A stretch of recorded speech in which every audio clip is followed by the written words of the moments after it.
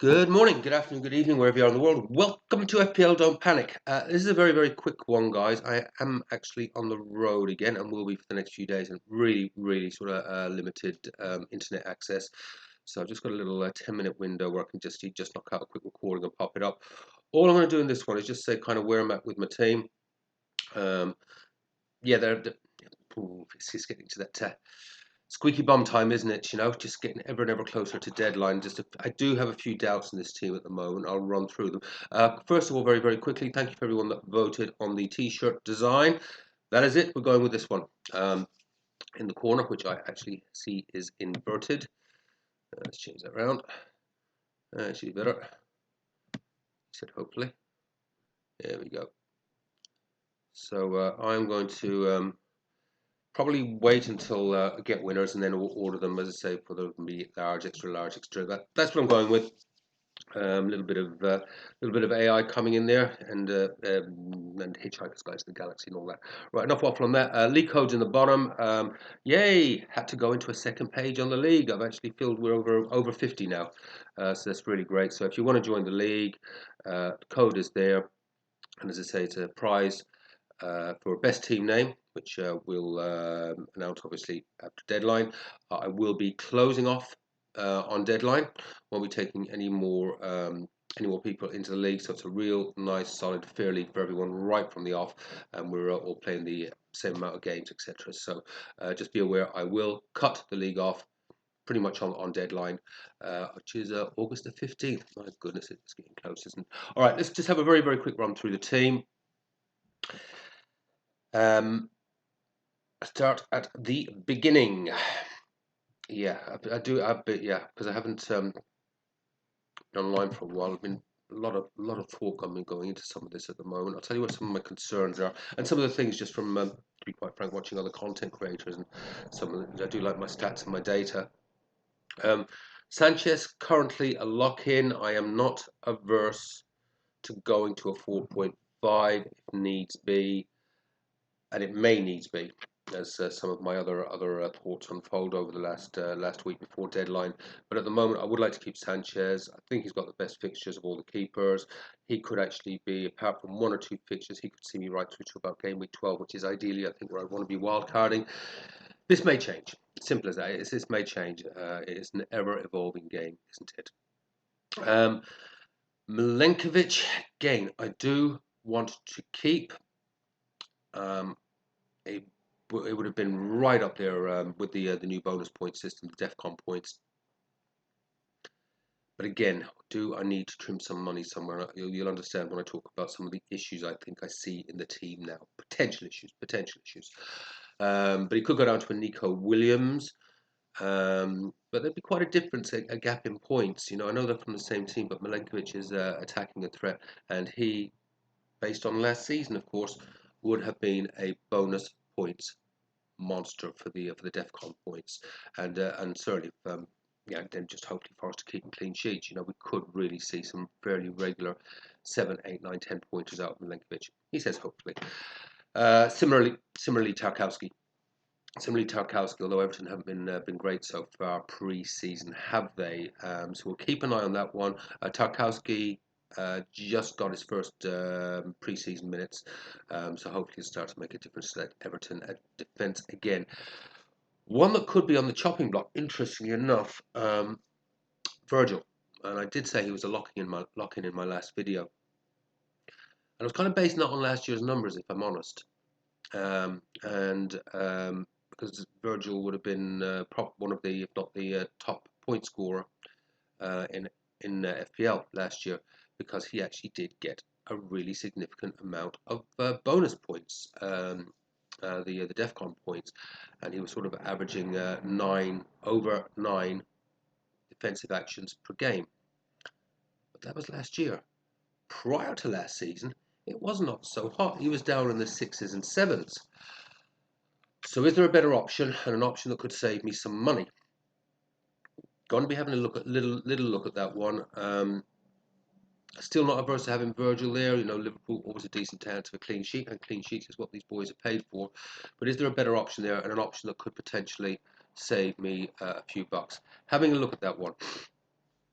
Bert, I think Bert should be okay. Starting to get some minutes now for Liverpool. I think he's already got his first goal, so that's all good. Palmer, all good. Marmoush. I mean, we just do worry about the City rotation. When is there any such thing as a lock-in for City? Well, Haaland. We'll come to that in a second. Um, so do have a few as we're getting closer to deadline. I'm starting to have just a little worry there. I think Marmoush is likely to start 8 out of 10. But is 8 out of 10 good enough? But it gives me a really good way into that City attack. But then so does Foden. Are we going to get we're going to get the real Foden back because he certainly wasn't around last year. But with the way City are shaping up at the moment, is Foden going to take De Bruyne's place? I think that's where I'm coming to. Is Foden going to sort of take up that De Bruyne position? If he is, he could be an absolute assist monster with chipping in with goals. We're going to take that chance. And that saves a little bit of money there as well. And then, of course, there's Rodri, which saves me a whopping 2 million. I'm coming to why I think this might be important at the moment. In a moment. Rodgers at the moment, a lock-in. Villa are going very, very well with their goals. Rodgers and Watkins, for that matter, with their goals between them for Villa pre-season. Now, I don't read too much into pre-season friendlies, but it is good to see the lineups and when the managers are looking to play their strongest lineups. Now, pretty clear. Rodgers and Watkins are both in the strongest lineup for Villa. So we'll be starting, as I said in one of my videos, who are the 90-minute men? Well, I think you could say Rodgers and Watkins do fall into that category. Saka, yeah, yeah, yeah. I mean, I think I am going to stick with Saka, even if it's just for those first couple of fixtures. I think United looking pretty decent, to be fair, pre-season, but I've seen that from United before, and I still think their defence could get got at, but we're obviously looking at that second fixture for Arsenal, where I would ideally like the double up. But then let's get into where I think the worries are. Gyökeres, will he actually be a starter? Am I just kidding myself? I want him, but maybe I look to bring him in match week 2, potentially. Is he going to start? Havertz maybe just put it, given the first start and bringing in Gyökeres gently, and need to see Gyökeres starting in a couple of pre-season friendlies, and we have not seen that yet. So there's one big concern. And Solanke, I think Solanke may, unless I see him start a game or get some minutes, but he hasn't made an appearance for Spurs. I think they just had their pre-season friendly against Newcastle this morning, which finished 1-1, and no start there. So what are the options? Oh, sorry, just quickly on the bench. Again, still do not read too much into this, but McGuee, I think, is going to Sunderland. Will he be a starter? A 4.5 million starting forward could be very, very good. Heaven, I'm starting to think Heaven could actually get a starting berth, for Man United. He's looking pretty decent, and he's getting some really good minutes. Or is it a case of Heaven can wait? Don't shoot me. But 4 million, you know, starting, a starting defender. I know for United, but it's just weird. You actually look at it. Arsenal, Arsenal only kept 11 clean sheets last year. United kept 6 or 7. So and then if you sort of look at, we're going about the Arsenal defence, but it wasn't actually that big a gap in clean sheets. And I think with these new bonus points, I don't think double up on Arsenal or having to have an Arsenal defender is as guaranteed as it used to be. We'll see on that one. And Dodgson, just a placeholder there. Weirdly, I'm sort of vaguely trying to set up for a bench boost in game week 2 because I think Burnley, I don't even know if Dodgson is a bloody starter, but I'm just keeping an eye on it, would be a starter for Burnley, hopefully maybe against Sunderland. We'll see. Not really that set on the. But if I'm playing with absolute bench fodder, I'm trying to see if I can find playing bench fodder that has a really good game week 2 or indeed game week 3 fixture. There you go. Yeah, just play it and see what happens. Because the last time I did that, I went, oh, that looks all right. I played it 3 years ago. I got about 30 points out of my bench boost just in a sort of almost throw it away sort of bet. Anyway, back to the main topics. My options. All right, Solanke, I think, is turning into a severe doubt now. He has had no minutes so far. Who are the options? But what I've got my eye on, he seems to be like the forgotten man. He's playing really, really well pre-season, and I know it's just pre-season, but we know it can be explosive. It's the same price. Mateta. Palace are playing really, really well.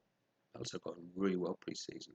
I mean, should we be looking at getting Mateta and Eze, or to a lesser extent, but still good numbers, Sarr into our teams, maybe in a rotation?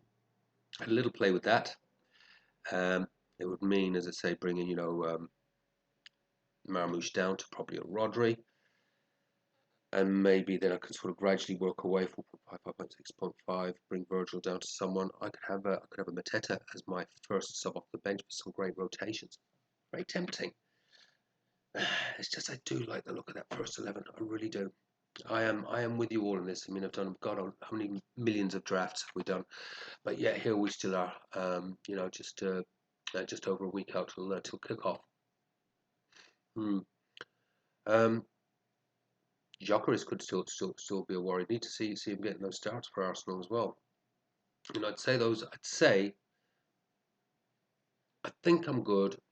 I'm a goalkeeper. My defence if I stayed like that, and my midfield if I stayed like that, and because I do think Marmoush will start. I think my front two are a big worry. I really do. So the other option is, do I just bite the bullet? Because it's not that many forwards I like of initially with their fixtures. Do I just try and get Haaland in and swallow my pride, get Haaland in, kind of, I've got, big money tied up in other. What is the way I could do the least damage to the structure of that team and get Haaland in? And it probably would be just to do a straight downgrade Saka to, not sure what, downgrade Saka, maybe Marmoush, get Gyökeres in, turn Solanke into Mateta. I think there'd still be enough there to put good first stuff off the bench. Conscious flow thought here, guys. Conscious flow thought. I think my next draft, when I finally get some decent internet, I'm going to see if I can get this one up. Hopefully it'll go up for me. When I get some decent internet going, I think I'll do a Haaland draft just to see how it feels. I'm not going to change this for now. This team projects based on my numbers in my spreadsheet, projects 63 points, excluding captaincy. If I could get that consistently across the first 5 game weeks, because that's the average that I look for, that would be fantastic. I'd be really, really happy with that. But I just don't trust some of those spots in the team anymore. I'll be back with the Haaland draft in a few days' time. Take care, have fun, play your own game, don't panic. See you soon. Bye bye.